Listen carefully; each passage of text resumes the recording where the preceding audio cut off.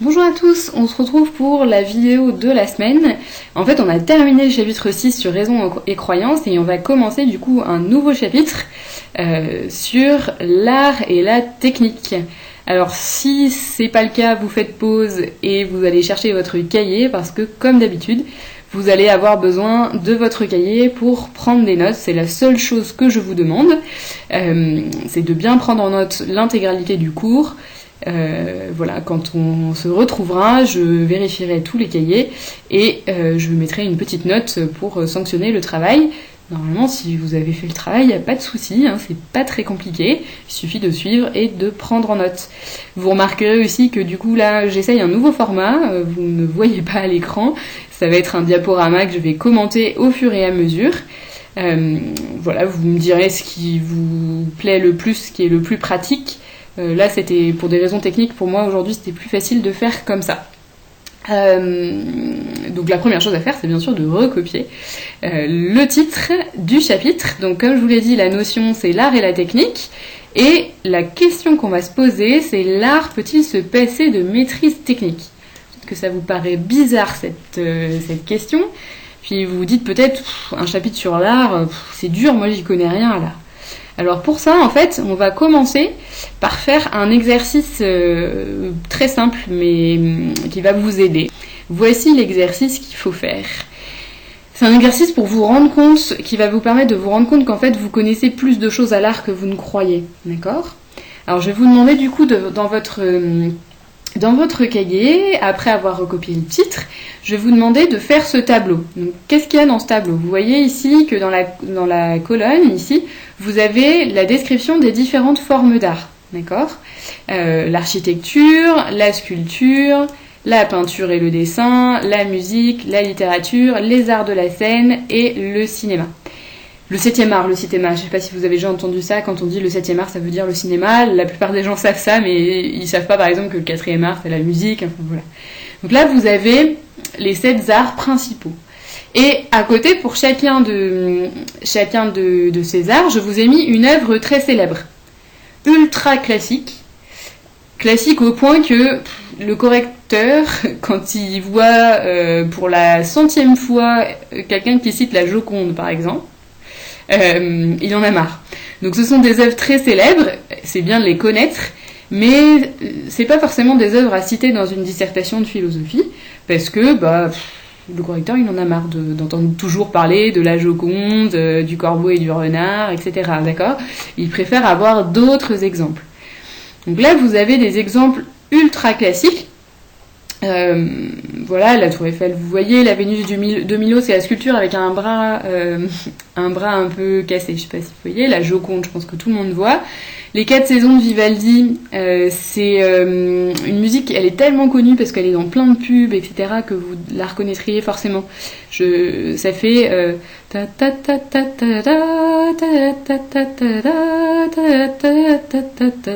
sais pas si ça vous dit quelque chose, mais voilà.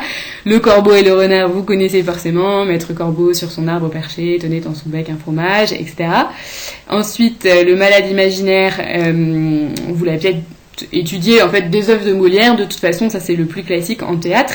Puis les temps modernes de Charlie Chaplin. Donc Charlie Chaplin, c'est vraiment un grand classique dans le cinéma. Voilà, que vous pouvez aller voir. Ce sont des œuvres très célèbres, vous en connaissez pas mal, mais moi ce qui m'intéresse c'est ça, c'est que vous fassiez votre propre catalogue d'œuvres qui vous plaisent et que du coup vous pourrez citer. Je vous rappelle qu'en dissertation, dans chaque sous-partie, on essaye de mettre un exemple, c'est encore plus important de mettre des exemples d'œuvres d'art dans les dissertations sur l'art, d'accord ? C'est vraiment capital, vous pouvez pas faire une dissertation sur l'art sans citer d'œuvres d'art. Et donc il faut que vous fassiez un petit catalogue d'œuvres qui vous plaisent vous, d'accord ? Donc, ça sera plus ou moins facile. Peut-être que pour architecture, sculpture, peinture, vous allez être obligé de chercher un peu sur Internet. Voilà, mais essayez de vous mettre des œuvres qui vous plaisent et du coup que vous pourrez reciter. À partir de la musique, ça devrait être plus facile. Donc, la musique, vous mettez un truc que vous aimez vraiment. Vous ne mettez pas de la musique classique si vous n'écoutez pas de musique classique. Vous mettez un chanteur ou une chanson que vous aimez bien, d'accord ? La littérature, ça peut être n'importe quoi, c'est-à-dire que si c'est des mangas, vous aimez bien les mangas, vous pouvez mettre ça. Vous pouvez, j'espère j'espère peut-être qu'il y a au moins un livre dans votre vie que vous avez lu et qui vous a plu. Tout type de livre, voilà. Mettez un truc qui vous a vraiment plu. Ensuite, pour ce qui est des arts de la scène, théâtre, danse, cirque, mime, pensez aux humoristes.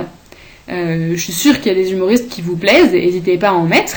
Puis pour le cinéma, là, je pense qu'à nouveau, ça sera pas très compliqué.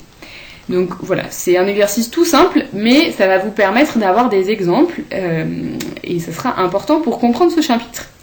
Une fois que vous avez fait ça, n'hésitez pas à faire pause, on continue, nous, avec l'introduction. Alors, l'introduction, ça commence toujours par une situation. J'espère que vous n'avez pas oublié le moyen mémotechnique de l'introduction, donc c'est SIDOP, si pour situation, donc ça nous permet de faire une petite accroche. Le but, c'est de trouver une situation dans laquelle la question se pose.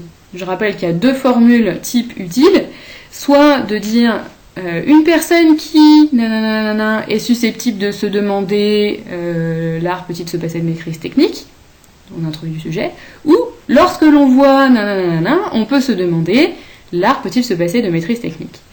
D'accord, c'est les formules type, et là je vous propose d'utiliser la deuxième et de noter lorsque l'on voit le bleu de Klein, on peut se demander l'art peut-il se passer de maîtrise technique. Le bleu de Klein, je ne sais pas si vous avez déjà entendu parler de cette œuvre, c'est une œuvre qui est affichée au musée Beaubourg à Paris, et vous voyez que ça demande aucune maîtrise technique. Même moi, j'aurais été capable de faire ça, et Dieu sait que je dessine très très mal. Puisque, en fait, il suffit de tremper son rouleau dans un pot de peinture et de l'appliquer uniformément sur une toile. D'accord ? Alors, Klein, il a inventé la teinte, si vous voulez. Il a mélangé des pigments, etc. pour obtenir exactement ce bleu-là. D'accord ? Donc maintenant, à chaque fois que quelqu'un, fait une robe avec exactement ce bleu-là, ou, utilise ça pour peindre un mur dans sa chambre, on appelle ça le bleu Klein. D'accord ? Et c'est vrai que c'est un très beau bleu. Je sais pas ce que vous en pensez, moi je le trouve assez magnifique, ce bleu. Il est très puissant, très profond, etc. Mais quand même, on peut se dire, est-ce que c'est vraiment une œuvre d'art ? Est-ce que vous commencez à comprendre l'idée du chapitre ? C'est de se demander, est-ce que comme ça, les œuvres d'art contemporaines qui demandent quasiment aucune maîtrise technique, on se dit même un enfant aurait pu faire ça, est-ce que c'est vraiment de l'art ? D'accord ? Vous avez peut-être votre avis là tout de suite, réfléchissez vous-même, peut-être que vous allez vous dire non. Non, franchement ça c'est pas de l'art, c'est du foutage de gueule. Certains le disent comme ça. D'autres vont dire non, si c'est quand même intéressant, c'est quand même de l'art. Et c'est ça le débat qu'on va essayer de creuser dans ce chapitre. D'accord ?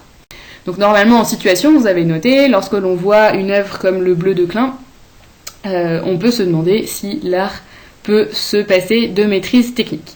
Deuxième étape, dans SIDOP, c'est D pour définition.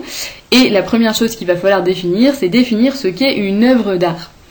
Alors quand on doit définir quelque chose, la première chose, c'est de se demander c'est quoi comme genre de chose. Vous vous souvenez, on a déjà fait ça plusieurs fois, on s'est demandé le bonheur c'est quoi comme genre de chose ? C'est un sentiment. Ça s'applique à plein de choses, je sais pas si je voulais définir ce que c'est qu'un meuble, je dirais un meuble, c'est quoi comme genre de chose ? C'est un objet. Et ensuite on précise. Donc une œuvre d'art c'est quoi comme genre de chose ? C'est une production humaine. Tout le monde est d'accord avec ça. Alors, il faut préciser ensuite. Ça suffit pas. Comment on va préciser ? Je sais pas où vous êtes là, vous êtes probablement dans votre chambre, on va supposer que vous êtes dans votre chambre. Autour de vous, normalement, vous voyez plein de productions humaines, plein d'objets qui ont été produits par l'homme. Dans ces objets, la plupart, c'est pas des œuvres d'art. Peut-être vous avez un cadre, une affiche au tableau, là c'est différent, au tableau, au mur, là c'est différent. Mais tous les autres objets, c'est des productions humaines, mais c'est pas des œuvres d'art. Qu'est-ce qui différencie tous les objets que vous avez d'une œuvre d'art ? Moi je pense que la différence, c'est que les œuvres d'art, ce sont des productions humaines qui méritent d'être contemplées ou écoutées. Ok ? Qu'est-ce que je veux dire par là ? Je veux dire, je sais pas si vous avez un lit devant vous. Est-ce que votre lit mérite d'être contemplé ? C'est-à-dire, est-ce que vraiment vous êtes déjà posé devant votre lit pendant des minutes entières à contempler votre lit, à vous dire est-ce qu'il est beau ? Vous avez peut-être un stylo devant vous. Est-ce que vous avez déjà pris votre stylo dans votre main et vous l'avez contemplé ? Non. En fait, la plupart des objets qui nous environnent, ils nous invitent pas à la contemplation, mais à l'action. C'est-à-dire qu'on les utilise. Le lit, on le contemple pas, on l'utilise, on dort dessus. Le stylo, on le contemple pas, on l'utilise, on écrit avec. D'accord ? Donc c'est ça le truc, c'est que les œuvres d'art, ce sont des productions humaines, mais elles nous invitent non pas à l'action, mais à la contemplation, ou à l'écoute s'il s'agit de la musique. D'accord ? Donc il faut noter cette définition, donc c'est une production humaine qui mérite d'être contemplée ou écoutée. Il faut aussi noter entre parenthèses que, cela différencie en fait les œuvres d'art des autres objets qui eux nous invitent à l'action et non à la contemplation. Les autres objets, on les utilise, on ne les contemple pas. Vous voyez ? Il faut bien noter ça. Et déjà, si vous avez compris ça, vous avez compris un gros point, d'accord ? C'est des objets qu'on n'utilise pas, c'est des objets qui ne nous invitent pas à l'action, mais au contraire qui nous invitent à nous arrêter et à utiliser pleinement nos sens, soit la vue, soit l'ouïe. Ça, c'est la deuxième chose qu'il faut noter entre parenthèses. Normalement, vous avez noté la différence avec les autres productions humaines, hein, qui, elles, nous invitent à l'action et à l'utilisation.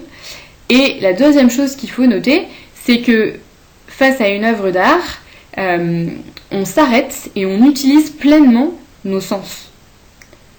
Ce qu'on ne fait pas tellement au quotidien. D'accord ? Mais là, on est obligé de s'arrêter et juste on regarde. Ou juste on écoute. Ce qui est très reposant d'ailleurs. C'est pour ça que la musique c'est reposant. C'est qu'on fait rien, on écoute et c'est tout. Ok ? Alors, une fois que vous avez terminé cette parenthèse, il y a un autre point que je voudrais clarifier. C'est que, évidemment, c'est subjectif. Savoir quelle production humaine mérite ou pas d'être contemplée, ça dépend des gens. C'est-à-dire qu'il y a des gens qui vont dire que le bleu de Klein, là, que je vous ai montré tout à l'heure, ça mérite d'être contemplé ou écouté. Dans ce cas-là, ils vont dire, bah oui, c'est une œuvre d'art. Ça mérite d'être contemplé, il n'y a rien à écouter. Puis il y en a d'autres, certains parmi vous, dites, non, vous allez me dire, non madame, c'est du foutage de gueule, donc ça ne mérite pas d'être contemplé, donc pour vous, ça n'est pas une œuvre d'art. Donc vous voyez, la définition, elle est subjective, c'est-à-dire que ça varie selon les individus. D'accord ? Si c'est pas clair pour vous, vous le notez bien, vous rajoutez ça dans votre parenthèse de remarque là, que évidemment c'est subjectif, d'accord, de savoir ce qui mérite ou non d'être contemplé. Ça c'est évident. Donc là, on a la définition avec quelques remarques. Maintenant, je voudrais qu'on creuse un peu. Pourquoi est-ce qu'une production humaine mériterait d'être contemplée ou écoutée ? Il y a plusieurs raisons, et ça va donner lieu à 3 conceptions de l'art. D'accord ? Donc, il y a une définition globale et 3 conceptions. Un peu comme dans le chapitre sur le bonheur, il y avait une définition globale et 3 conceptions du bonheur. Donc là, il y a 3 conceptions de l'art. La première conception de l'art, c'est de dire que c'est une production humaine qui mérite d'être contemplée ou écoutée parce qu'elle suscite l'admiration. Vous pouvez noter que c'est une œuvre qui suscite l'admiration. Je sais pas si vous avez déjà arrivé d'être face à une œuvre d'art ou face à un morceau de musique où vous dites waouh, enfin ce truc est impressionnant, vous êtes admiratif. Donc ça c'est une première conception de l'art, c'est l'admiration. Et souvent c'est lié à la beauté. Donc il faut noter ça, que c'est des œuvres qui suscitent l'admiration, le plus souvent parce qu'elles sont belles. D'accord ? Un truc qui est tellement magnifique qu'on se dit waouh, c'est voilà. Donc ça mérite d'être contemplé dans ce cas-là, bien sûr. Ensuite, on a une deuxième conception de l'art. C'est une œuvre, non pas qui suscite l'admiration, mais qui suscite des émotions. Vous allez me dire, l'admiration, c'est une émotion ? Oui, mais je veux dire tous les autres types d'émotions. Donc qui suscite peut-être la peur, qui suscite l'angoisse, qui suscite l'euphorie, qui suscite le calme, etc. Enfin voilà, plein d'autres types d'émotions. Ça, c'est une autre conception de l'art. Parfois, ça fonctionne grâce aux souvenirs aussi. Vous avez peut-être certaines œuvres d'art, certaines chansons que vous aimez particulièrement parce qu'elles vous rappellent votre grand-mère, etc. Du coup, ça crée de la nostalgie, tout ça. Donc ça, c'est une deuxième conception de l'art. Vous voyez, c'est pas la même chose que l'admiration. C'est peut-être pas des œuvres qui sont magnifiques, mais elles créent chez vous des émotions. D'accord ? Donc ça, c'est une deuxième conception de l'art. Ensuite, une troisième conception de l'art, c'est une œuvre qui suscite des réflexions. Donc, vous voyez, il y a 3 ions en fait. Celle qui suscite l'admiration, celle qui suscite des émotions et celle qui suscite des réflexions. Donc ça, c'est des œuvres qui vous font réfléchir. Peut-être que vous avez certaines chansons que vous aimez écouter parce qu'elles vous font réfléchir. Il y a des messages, il y a certaines chansons de rap qui sont un peu comme ça. Et ça vous fait réfléchir. Donc à nouveau, c'est pas la même chose que l'admiration ou que les émotions, mais vous les aimez pour cette raison-là. Et donc pour vous, ça mérite d'être écouté. D'accord ? contempler ou écouter, il faut mettre à chaque fois. Donc ça, c'est les 3 grandes conceptions de l'art. Ce que je vous invite à faire maintenant, c'est parmi les œuvres d'art que vous avez citées dans la colonne là, du tableau des œuvres d'art qui vous plaisent bien, là, juste avant, c'est de mettre à côté de ces œuvres d'art soit A pour admiration, soit E pour émotion, soit R pour réflexion. Pour dire à chaque fois, moi je l'aime bien, pourquoi ? Est-ce que c'est de l'admiration ? Parce que waouh, je trouve ça beau. Est-ce que, ou parce que voilà, il y a une technique incroyable dedans. Est-ce que c'est parce que ça suscite des émotions ? Est-ce que c'est parce que ça suscite des réflexions ? C'est vraiment les 3 grandes raisons qui permettent d'expliquer pourquoi on aime une œuvre, pourquoi on considère qu'elle mérite d'être contemplée ou écoutée. D'accord ? Alors, deuxième mot à définir, il s'est déjà affiché, c'est qu'est-ce que c'est qu'une technique ? Donc, parce que la question c'est l'art peut-il se passer de maîtrise technique ? Et une technique, la définition elle est assez simple, c'est un savoir-faire qui permet d'aboutir à un objectif qu'on s'est fixé. D'accord ? Donc c'est un savoir-faire qui permet d'aboutir à un objectif qu'on s'est fixé. Alors, une fois qu'on a fait ça, on passe à l'opposition. C'est quoi le problème là dans ce sujet ? Alors, le problème c'est que d'un côté, la plupart des gens diraient que l'art, ça ne peut pas se passer de maîtrise technique, parce que la maîtrise technique, ça suscite de l'admiration. Une œuvre qui a demandé une grande maîtrise technique, un grand savoir-faire, elle va susciter l'admiration, et donc, on va considérer qu'elle mérite d'être contemplée ou écoutée. Okay ? Mais d'un autre côté, on peut aussi penser que une œuvre d'art peut se passer de maîtrise technique, parce que il y a 2 autres conceptions de l'art. L'art n'existe pas uniquement quand on a une œuvre qui suscite l'admiration. L'art existe aussi quand on a des œuvres qui suscitent des émotions et des réflexions. Et pour susciter des émotions et des réflexions, la maîtrise technique n'est pas forcément nécessaire. Elle n'est pas forcément indispensable. Vous voyez ? En fait, nous faire le bleu de Klein, il nous fait réfléchir sur la beauté de la couleur. Et ben ça, il n'y a pas forcément besoin d'une grande maîtrise technique pour ça. Vous voyez ? Donc, je ne sais pas si vous avez remarqué, en fait, dans le premier côté, j'ai utilisé la première conception de l'art. Dans le deuxième côté, j'ai utilisé les 2 suivantes. C'est un peu la clé de tous les sujets sur l'art, en fait. C'est d'arriver à jouer sur les conceptions de l'art. C'est de dire, si on a une telle conception de l'art, alors oui, effectivement, la maîtrise technique, ça semble important. Mais si on a une autre conception de l'art, alors la technique semble beaucoup moins importante. Okay ? Une fois que vous avez compris ça, une fois que vous avez bien compris en fait les 3 conceptions, la plupart des sujets sont faciles en fait. Il faut arriver à voir à quelle conception on fait référence. La maîtrise technique, elle fait plutôt référence à la première conception. Alors que pour susciter des émotions et pour susciter des réflexions, la maîtrise technique, elle peut être beaucoup moins grande. On n'est pas obligé d'être absolument admiratif face à une maîtrise technique incroyable pour apprécier une œuvre d'art. Ok ? Alors la problématique, ça devient comment l'art pourrait-il se passer de maîtrise technique alors que la maîtrise technique suscite l'admiration. D'accord ? Je reprends simplement l'idée que j'avais mise dans l'opposition. Je rappelle que la problématique, si on a fait une bonne opposition, elle coule de source. D'accord ? L'opposition, c'est ce qu'on appelle la problématisation.